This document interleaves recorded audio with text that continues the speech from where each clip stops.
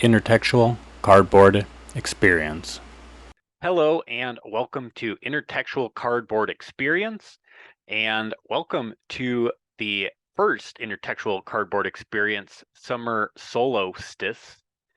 And I Googled this and I couldn't find anything for board games. I even typed in Summer Solo-stice and board games and got nothing. So I might have to Hans and Gluck this one and make sure that it's not stolen. Just kidding. But anyway, I did see some things about biking for the phrase, so I didn't make it up. But in terms of board games, I think this is a unique thing. Maybe some hashtags exist out there that I didn't find, but nothing popped up. This might be like a yearly thing. I really like this idea. The summer solstice is I love summer. I'm definitely a summer person, and that date holds some, personal and sentimental like value as well. Well, obviously the summer solstice changes a little bit from year to year, but a particular one on the 20th, which was what it was this year too, does.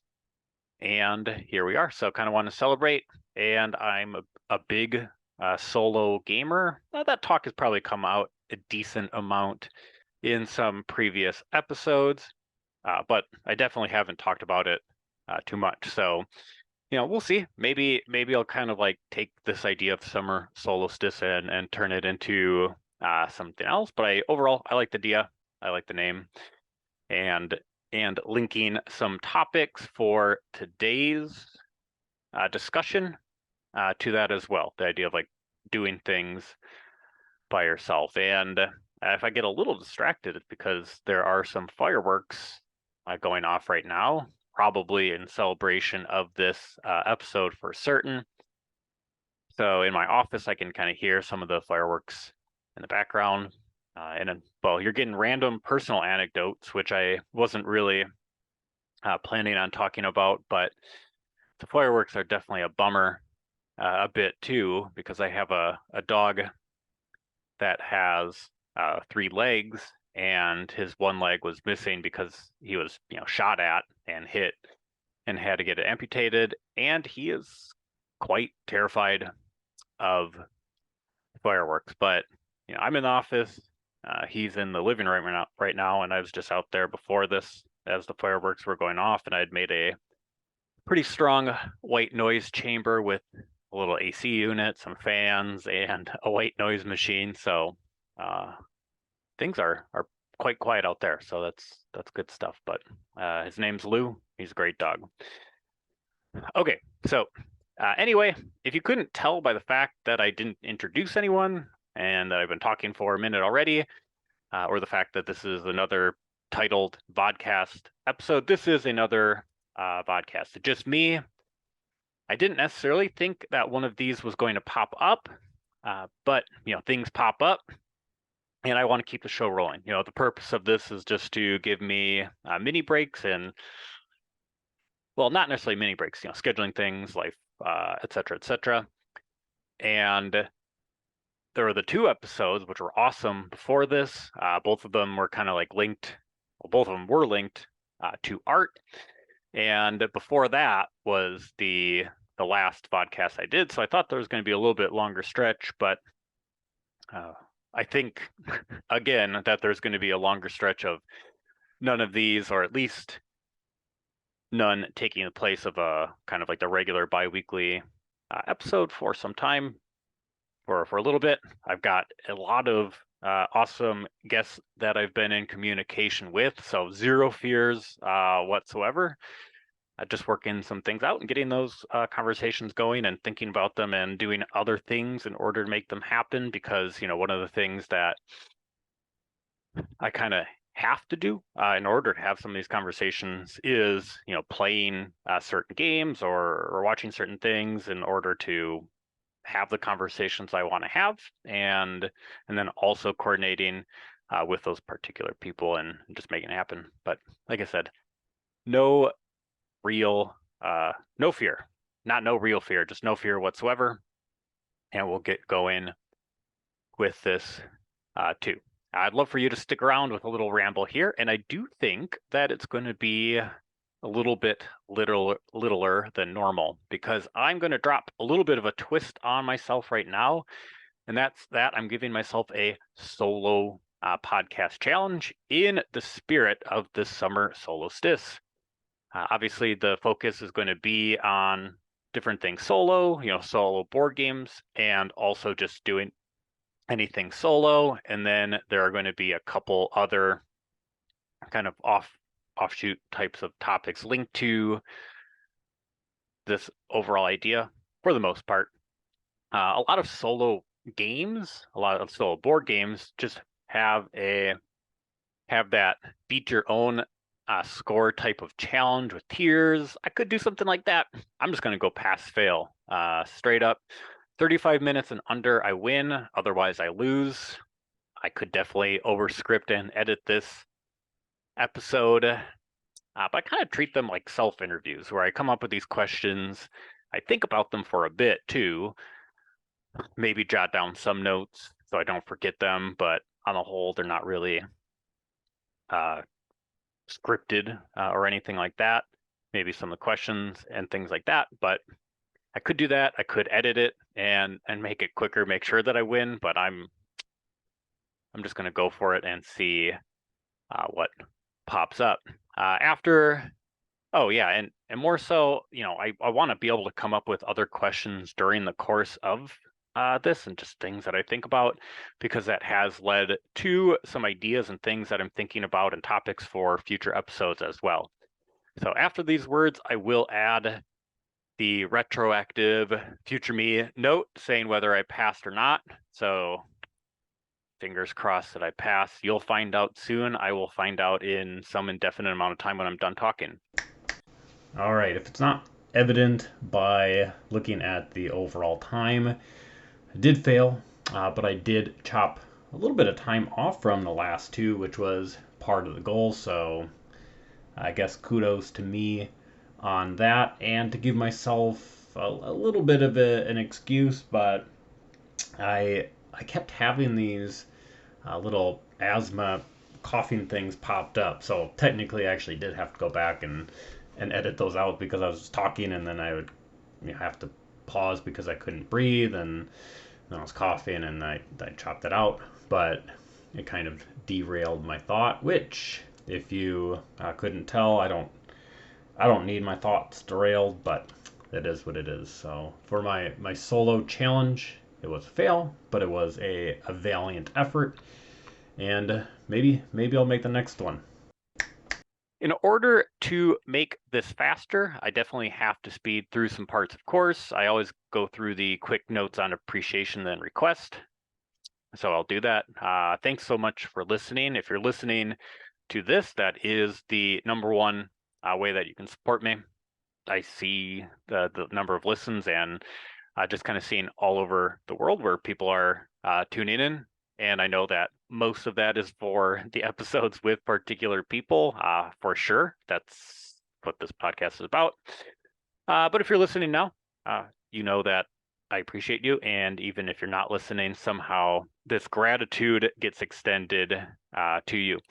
If you can share, per usual, if you think somebody else might gain something from some of the conversations that I've been having, they like a particular designer or artist or whoever I've been chatting with, forward this on to them. Comments, ratings, reviewing on the different platforms would be awesome as well. Social media, I post, or at least at the bottom of the episodes, I do have some social media stuff. The Twitter is more show related. The Instagram is kind of personal, and I know that my social media stuff is not generally a ton, but I like going on there and just liking what other people are doing as well, the things that they're writing and making. And at least for Instagram, I made a couple posts on the more personal one in the past couple of weeks, and they were linked to the show and just my one cat Mac, who's a little gamer nerd buddy with me, so he's turbo cute, and there's a picture on the Instagram of him. So if you don't follow either, check them out. You'll get game stuff, personal stuff, cat stuff, depending on which one that you're clicking on. I think the TikTok's linked. If it's not, I will link it. There was a singular TikTok. I mentioned this in one of the podcasts. It's really goofy, intentionally so. The purpose of that is just to add things to bring people to this, and I think it's funny. I've got another one coming. So if you check out that TikTok and you see the singular video on there, a second one is coming the night of this release. So podcast Monday morning, video Monday night. And I mentioned it before, the TikTok is something that I also want to work towards a kind of a weird project with as well. But down the line, when that happens, I'll definitely make it more known. The buy me a coffee thing, I've mentioned it a few times. That's there. Equipment things to help with the podcast for sure. Out of necessity, just bought a new webcam, and I'm looking at myself through that. I'm on the Zoom call with myself. I don't think I need to be looking at myself, but I am just kind of checking out the new webcam and all that. And it's nice, it works, and I just need one because the other one is gone forever. And like I said, any support, the Zoom subscriptions and other things that can help out with the show. Feedback form and giveaway. The end of this episode will fully detail what's being given away for this episode, but there is another one, and it's happening now. So you can click on the form, do the feedback form, and at the end of the episode, you'll find out what it is that you could be entering in. And I think people will be pretty interested in the games that are being offered up in this VOD, offloading lightly played games, or whatever the acronym I made for it last time was. So stay tuned for that. All right. Also, in order to chop down from some time, I was going to go in on all these solo games that I have a lot of plays on and just kind of like describe why I had a lot of plays on some and a lot of another. But let's just say that one of my most played solo games, and this is kind of the feature game of the episode, and I don't really know if it's has a huge link to the theme or message of this episode, but I just wanted to shout it out. I'm a big fan of it, and that game is ROVE, or ROVE: Results Oriented Versatile Explorer, designed by Dustin Dobson and Milan Zivkovic, with art by the both of them as well, which is really cool. The art kind of going on from the last couple episodes is really cute in this one, and I like it. So that is the featured game. Also published by Button Shy Games, and if you've listened before, I did have Stephen Aramini on the show, who designs a good number of games for Button Shy Games, co-designs for the Opolis games, Sprawlopolis, Naturalopolis, Agropolis, and others as well, Circle Wagons, and so on. And technically, if I'm backtracking a little bit, those three, Sprawlopolis, Agropolis, and Naturalopolis, are probably my most played solo game if we added up the plays for that. But ROVE is up there. And the thing that I kind of wanted to just talk about with ROVE is something that I've mentioned a few times, and that's just with the ability to take a break with a solo game. So I think, solo games, and I'll get into this in a little bit, can be a lot of different things for a lot of different people, even if you don't think that they can be. And like I said, I'll touch on that in a bit. But, even when I feel like I can't pull out a game that's going to take 20 minutes to set up, an hour and a half to play, and then another 10 minutes to pack up, or I don't have time to pick up my room to use the table that I could keep a game out on, or whatever it might be, and I just want to take a break. I think the idea of like a screen break is always good. I mean, I do other things to try take breaks from screens. I'm not constantly plugged in or anything like that. But in terms of just kind of like having that free time and doing a little brain puzzly thing, these button shy games on the whole are really, really good for that. And I think ROVE is one that is quite puzzly. So if you're into, you know, like a solo puzzle with movement and space, both in regards to the setting of the game, which comes across pretty well. You go on this little adventure. It's not, as some people would say, quote unquote thematic, but the art and what you're doing and kind of like the gears and the movement of modules and movement points. I don't know, just kind of makes quite a bit of sense. So if that sounds, sorry, so if the like a solo puzzle, something that is a little brain twisty to be as efficient as you can be, I don't think it winds up making your brain get too twisted. Sounds up your alley. Definitely check it out. And the thing about this game too is that it reminds me of something that I had when I was young. So here's another random personal anecdote, but there was one of those book fairs where they would cart in a bunch of books on the different displays, and I would always get at least a couple books. That was one of my favorite things to do as a kid. But I also remember one year I bought this little puzzle game thing, and it used to actually be by me in this office. I'm just kind of like sitting around looking, which I'm stalling and wasting time, and I cannot afford to do that.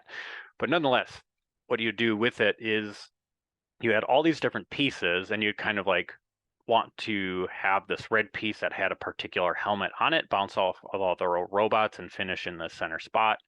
And it was a very solvable thing, so there wasn't like a ton of randomness, but you had increasing level of difficulty for these puzzles.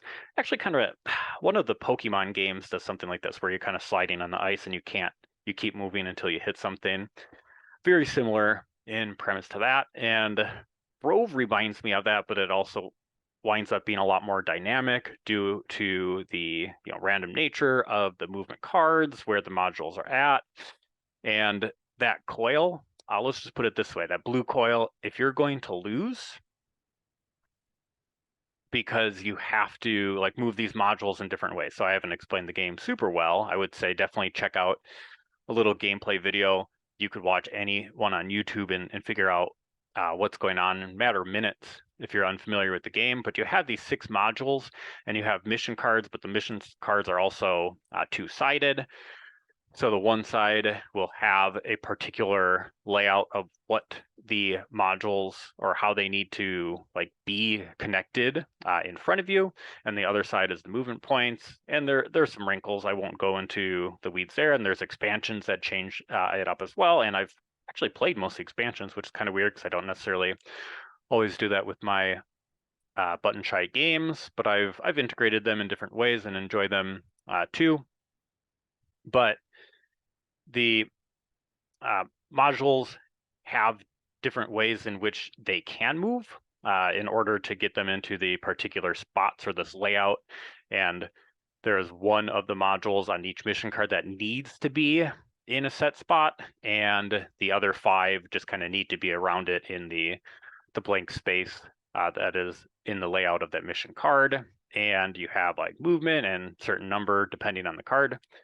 And that's really about it. But the coil piece is one that in order to move it has to jump over at least a piece.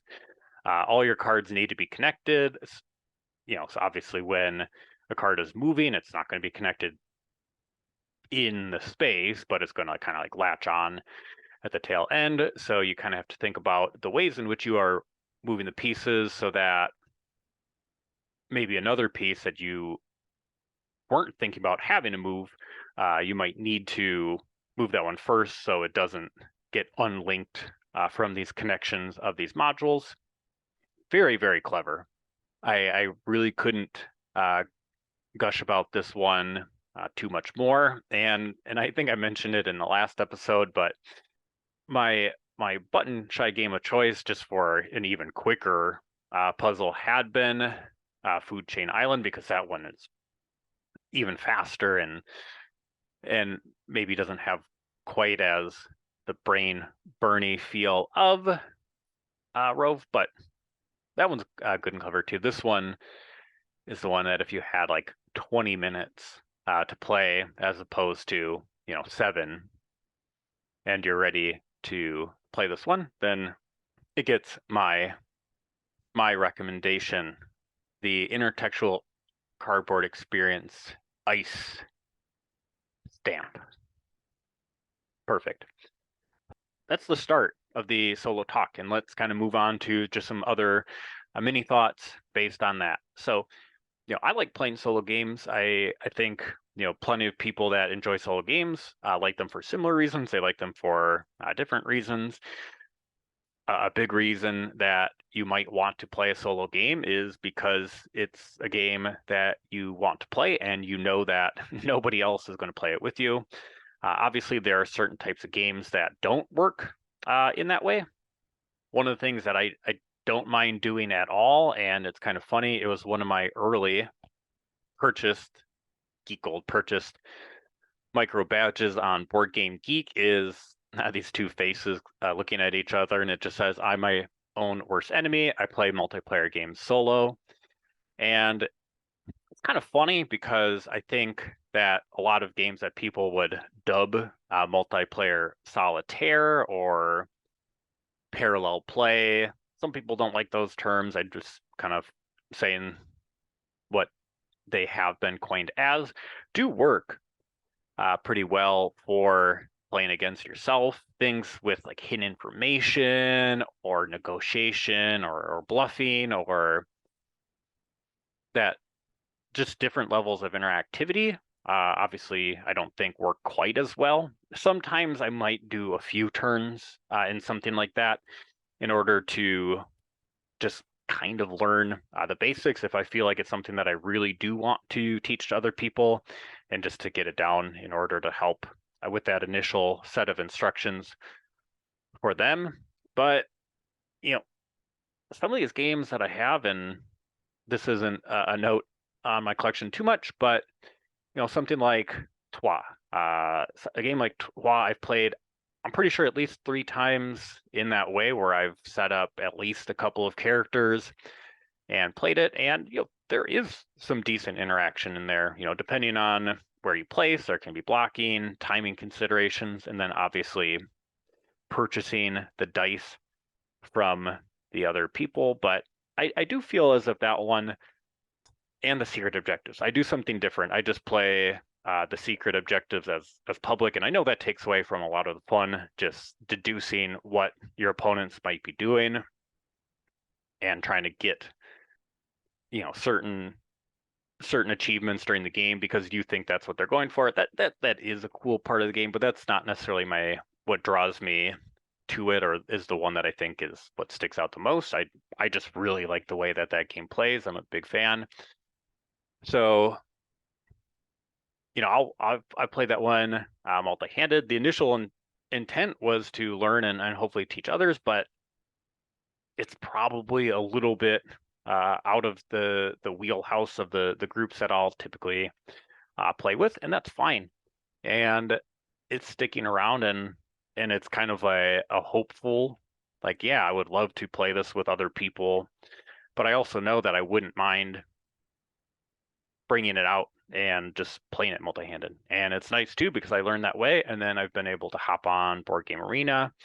It's a good game that works well asynchronously on Board Game Arena or live on Board Game Arena. And I do feel like games that you can play against yourself also are ones that work well, pretty well on asynchronously. That's most likely not anyone's preferred way overall to play games, but I do think there are certain situations or contexts in which that might work well. So that is all to say that, I feel that where there's so many reasons where I might want to play a game solo, the heavier it gets, and I want to play everything. I want to play light games, I want to play medium weight games, I want to play heavy games. One of the things that I just like doing, and one of the reasons why I play so many different games, is because I can play them, by myself. I can play multiple characters, especially in the types of games that work well for that. And I can figure out if it is something that is going to work well for my collection, something that is going to work well as a more aspirational, like, yeah, I can definitely do this alone, but I would love to play with other people, or, it's just not for me. And that is completely fine too. But in that process, it's still just a really great experience. I there aren't many games that I dislike.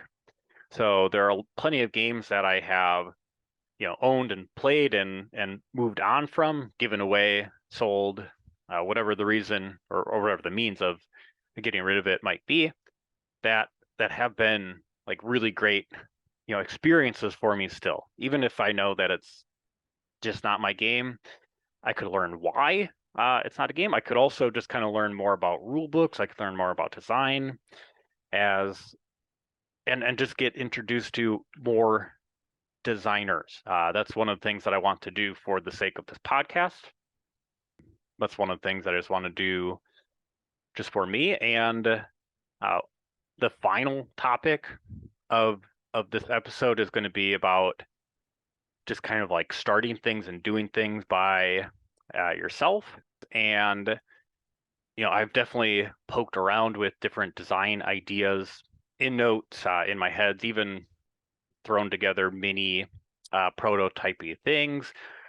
But I've also kind of just let them sit in that earlier stage and not push them from very early prototype to rule books, plays, getting other people to check them out then after that. So maybe a little bit of hesitation, defense mechanism-y things, and I'll get to that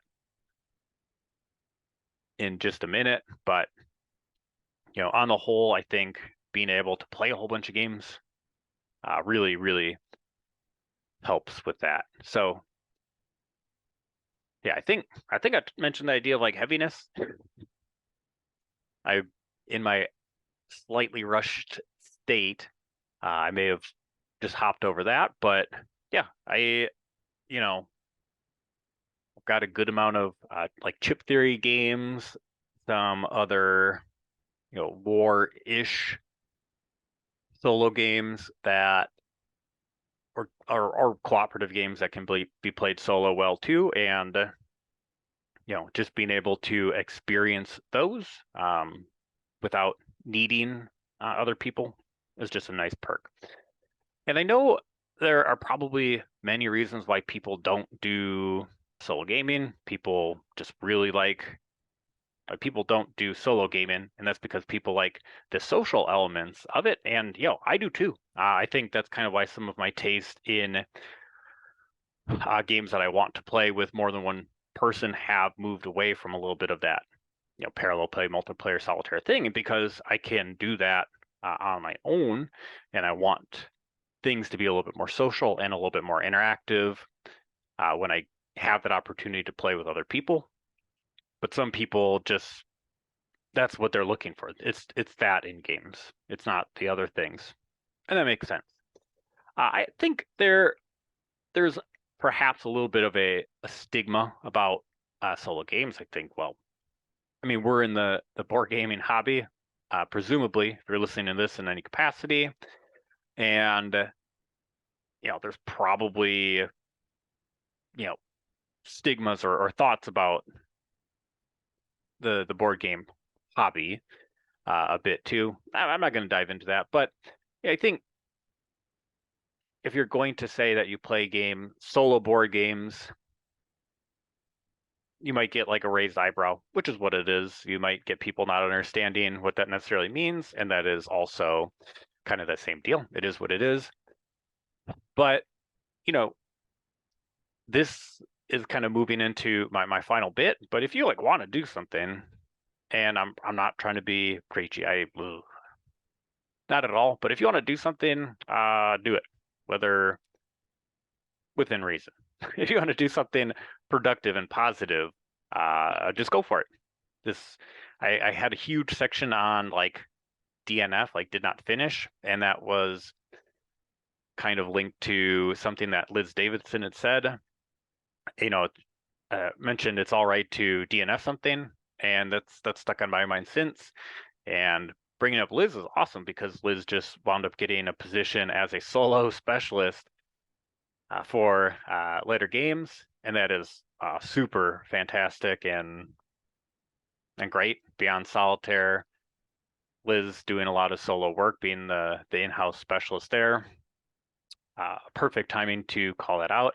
So I was going to go into this bit about like DNF, like did not finish, maybe say that for a different time, and then also this idea of like DNS, did not start, and comparing the two of them. So maybe the differentiation of reasons why you might not finish something compared to why you might not start something would be a topic for a different one of these, or a different one with guests in the future. Who knows? We'll cross that bridge when we get there. But we're trying to be here for time and for speed. And I'm just going to think about that idea of, starting. So instead of kind of thinking about, I had a whole slew of reasons as to why you might not start something, we'll just end it on kind of linking it to that positive solo note. So again, if you want to, start something, really, really just go for it. So call back to another really early episode. John Cloudis. John is the first person that I reached out to when thinking about this podcast, because I just fell in love with small box games and played them all the time, still play them all the time, and just kind of wanted to dip my feet into this creative outlet by chatting with John about John's games, small box games, and that trajectory. But on John's Instagram with, I don't know, 3 years ago, maybe it was, make 2021 or make 2022, something like that. I think it was just a hashtag that he had made up, and it was around the premise of making something. So I'd reached out to John with an earlier iteration of this podcast, and I think I've said it before, but that idea of that initial podcast has changed and twisted and marinated, and I'm really happy that it did, because I think this exploration is much more interesting than that initial setup that I had going on. But it was always just kind of in the back of my head of putting it off, or I can't do it because this, or whatever. And ultimately, I just wound up doing it, and I couldn't be happier. I mentioned the design stuff. There are plenty of reasons why I haven't, some legitimate, some just manufactured by me, and that's fine. But when it comes to like, solo stuff, if you're wanting to play a game and you think that it might be weird to play a solo game, just give it a go. I think there's plenty of fun in things that you can figure out, like doing just kind of like for yourself. So whether that is linked to games, or anything, I feel like some people won't want to go out to eat by themselves because maybe some of the aforementioned stigmas. But this is the kind of the last random personal anecdote. But I was just thinking about the idea of doing things solo, and there have been times where I was supposed to go see a movie with somebody and they just were unable to. So instead of not going, I still just went because I wanted to see the movie. I fell into a little bit of a fandom of Twin Peaks. Ooh, this was a while ago. And I just thought it was so, I like that show, but I just thought the idea of, the ideas of cafes and breakfast foods got stuck in my mind. So then I was commuting for college at that point in time. So I would just kind of go to class or on the way to class or whatever it might have been, head out and found like a random kind of a Americana type of cafe and get a little food, get the pie if they had pie. I always try to order pie. I don't know. I just thought it was like the funniest thing. It was great. I don't know. I like doing it. I didn't see a ton of other people eating by themselves there, but people do it. Just do it. And, I think I mentioned things that are not related to games, and this is not trying to be like preachy, but I just know that a lot of like personal habits, things that I've tried to do or accomplish, there is a bigger list of things that I want to accomplish and haven't because I haven't instilled this level of procedure to them. But once you get them into your rotation, once you get them consistent, once you get them into your schedule, I think they wind up being harder to get out of the schedule than they would be to fitting it in the first place, or fitting it in at I think you get what I'm saying. So like running, I really love running, and I'm okay. I'm not a super great runner or anything like that, but I just love it. It's one of the things that I schedule. I make sure that I hit particular goals for distances for the week and everything like that. And for me, it'd be harder to function and not do that than it would be to fitting it into my schedule. So I've talked about balance. That was kind of the main topic last time, and I know that it's crazy. I talked to all these people who do so much work. They're creating like crazy, and that's why that idea of balance is always stuck on my head because I think in order to accomplish some things, you have to sacrifice others, and that's super difficult. But I also know that there are things that I'm not doing, and I perhaps could be retooling some of my other time a little bit better. And that's not to say that just debriefing and checking out and playing on your phone for a half hour or whatever it might be doesn't have its value. And I'm not trying to be preachy.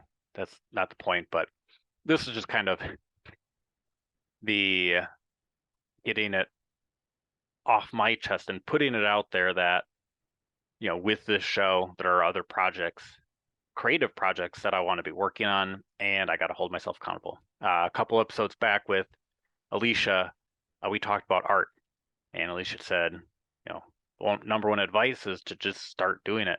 When I had that interview way back with Nick Murray, one of Nick's main pieces of advice is just getting out there, heading out, doing cons, designing the games, reaching out to people.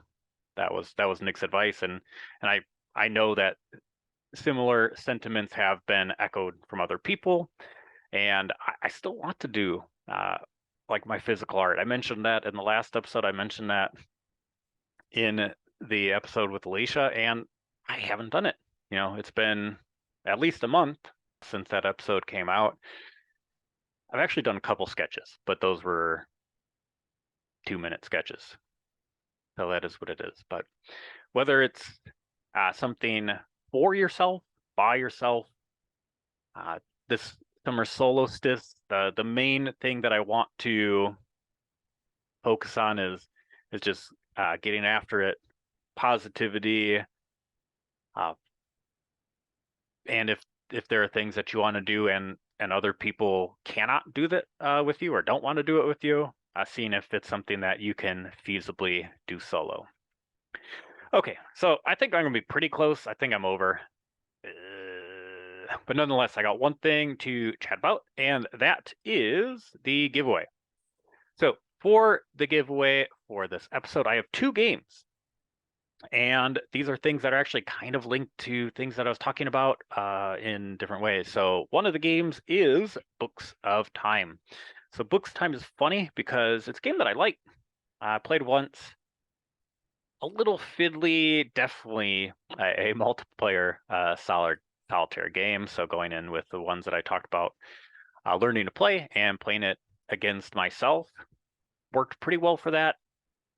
Got a little bit too tough for me to track a little bit towards the end, especially with front loading the iconography early on. It just it was a thing. But nonetheless, a neat game. Ruel Gaviola, when Ruel and I talked, it was a game that Ruel quite likes, and I can definitely see why. Very cool production. Box is heavy. It's not super big, but it's got some heft to it, and that's holding all of these little clipboard books that you put cards into. So a lot of really neat ideas there. So if you're interested in that. And going along with Books of Time is going to be Sea Salt and Paper. Both these games very lately played. Sea Salt and Paper played once, Books of Time played once, and Sea Salt and Paper, I did the thing where I buy an expansion before really playing the game, and have the extra salt expansion in a little package, so completely unplayed. So basically, if you go to the Google form and you fill it out, things that you like about the show, things that you might want to see, anything, like literally whatever you could comment on, people that you might want to see on the show, anything. There's a whole bunch of other stuff that I was going to talk about related to the show's like inner machinations, machinations. The speed run's got me going crazy. Speed running, not my strength. Not rambling, also not my strength. But no matter what, if you fill it out and you go to the bottom, there's going to be a question that's going to say, do you want Books of Time and Sea Salt and Paper / Sea Salt and Paper Extra Salt? I think it's a cool giveaway. Both really, really neat games. And interestingly enough, one of the things I talked about earlier was the TikTok video.